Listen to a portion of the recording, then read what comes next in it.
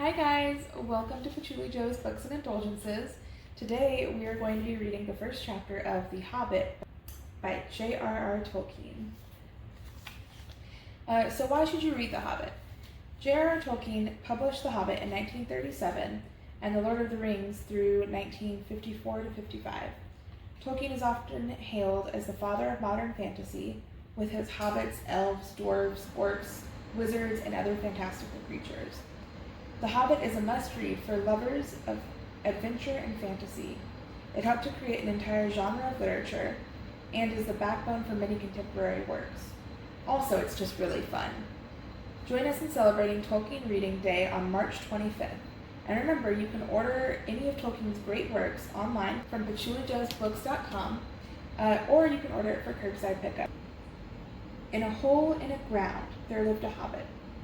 Not a nasty, dirty, wet hole filled with the ends of worms and an oozy smell, nor yet a dry, bare, sandy hole with nothing in it to sit down on or to eat.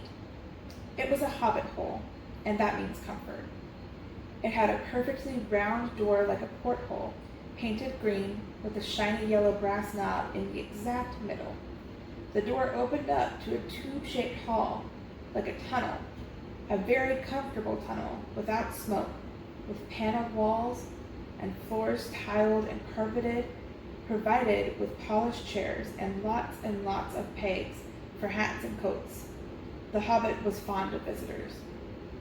The tunnel wound on, going fairly, but not quite straight, into the side of the hill.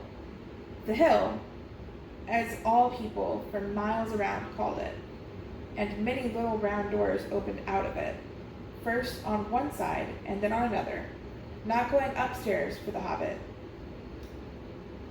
No going upstairs for the Hobbit. Bedrooms, bathrooms, cellars, pantries, lots of these. Wardrobes, he had whole rooms devoted to clothes. Kitchens, dining rooms, all were on the same floor, and indeed on the same passage. The best rooms were all on the left-hand side going in, for these were the only ones to have windows, deep-set, round windows looking over his garden and meadows beyond, sloping down to the river. The Hobbit was a very well-to-do hobbit, and his name was Baggins.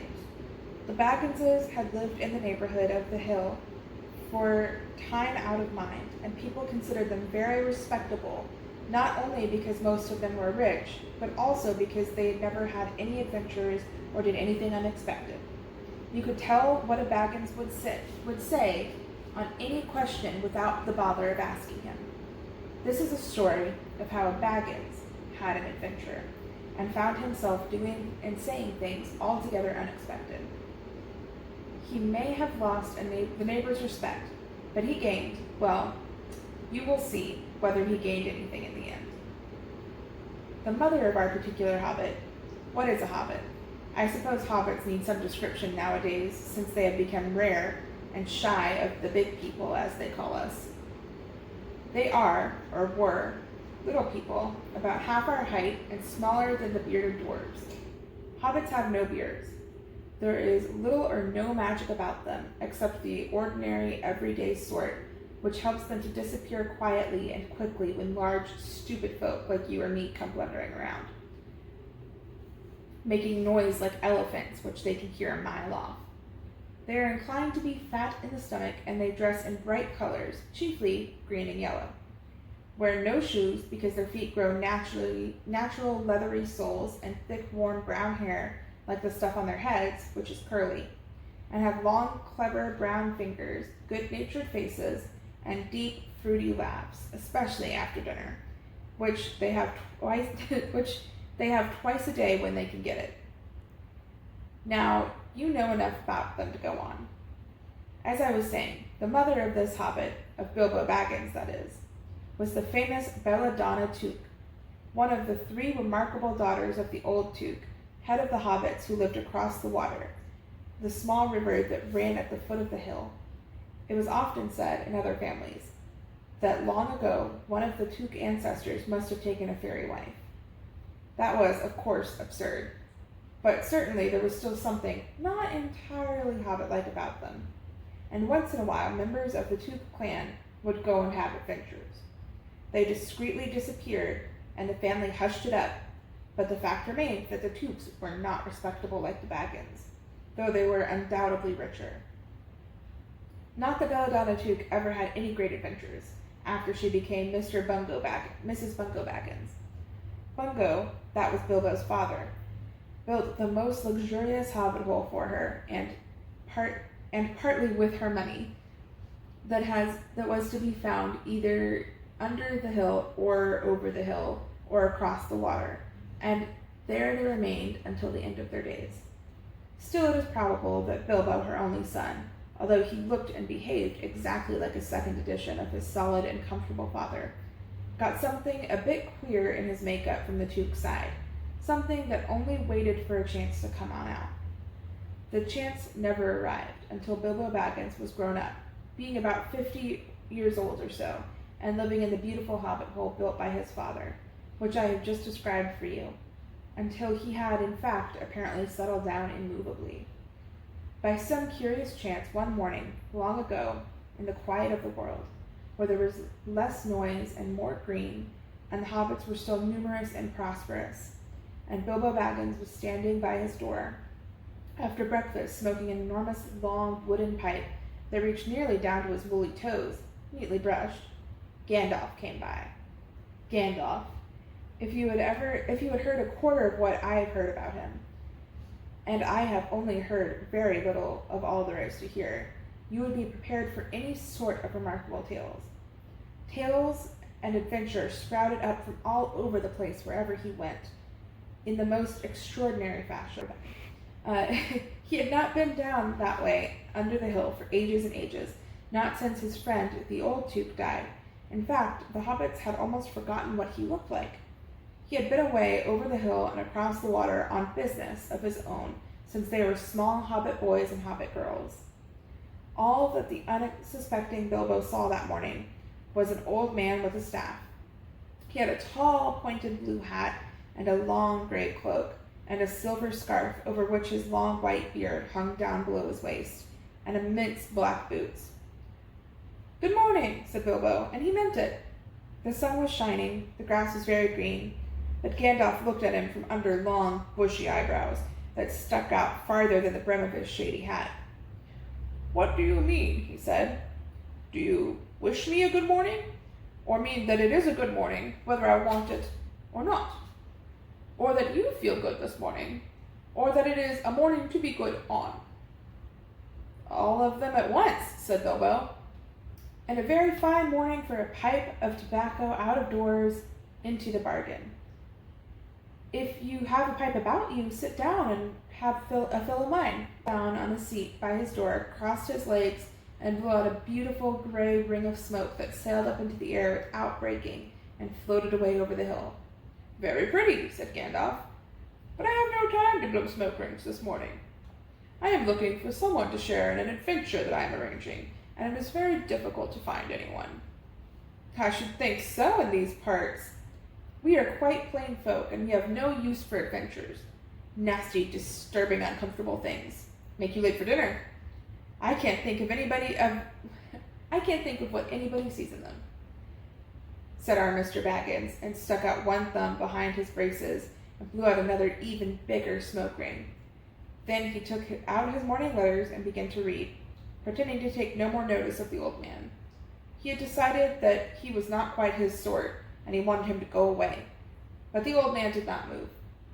He stood leaning on a stick and gazing at the hobbit without saying anything, till Bilbo got uncomfortable and then even a little bit cross. "Good morning," he said at last. "We don't want any adventures here, thank you.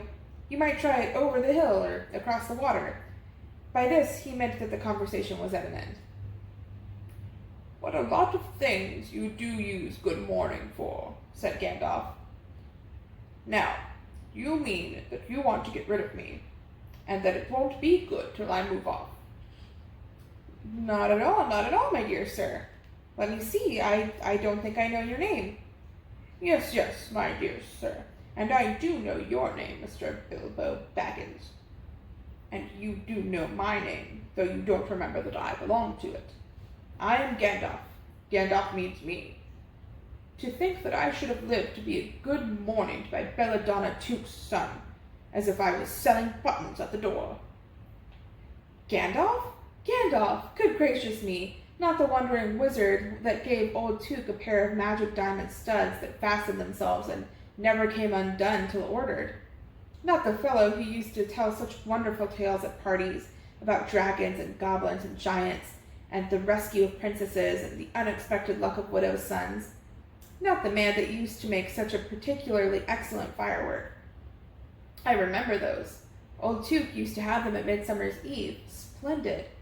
They used to go up like great lilies and snapdragons and laburnums of fire, and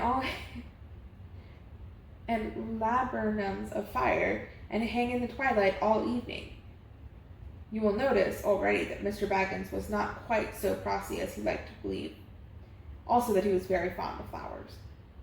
Dear me, he went on, not the Gandalf who was responsible for so many quiet lads and lasses going off into the blue for maddening adventures. Anything from climbing trees to visiting elves or sailing on ships sailing to other shores. Bless me, life used to be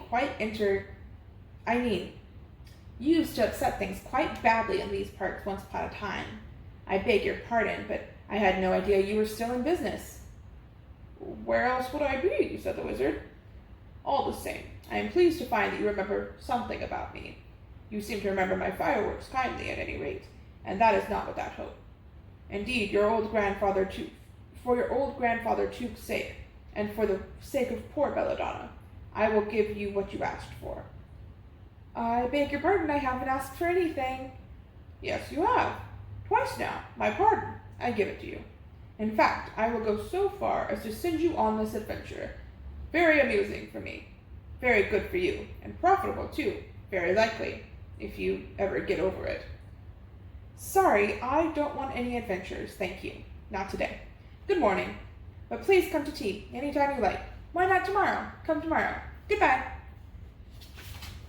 With that, the hobbit turned around and scuttled inside his round green door and shut it as quickly as he dared, not to seem rude.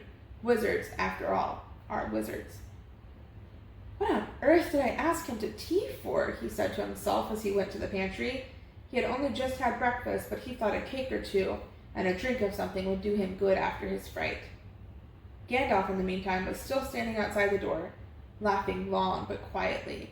After a while, he stepped up and with the spike of his staff scratched a queer sign on the hobbit's beautiful green front door, and then he strode away, just about the time when Bilbo was finishing his second cake and beginning to think that he had escaped adventures very well. So that's a really good place for us to stop today, because the dwarves are about to come. Join us next time to read more of The Hobbit by J.R.R. Tolkien, and don't forget to celebrate J.R.R. Tolkien Day on March 25th.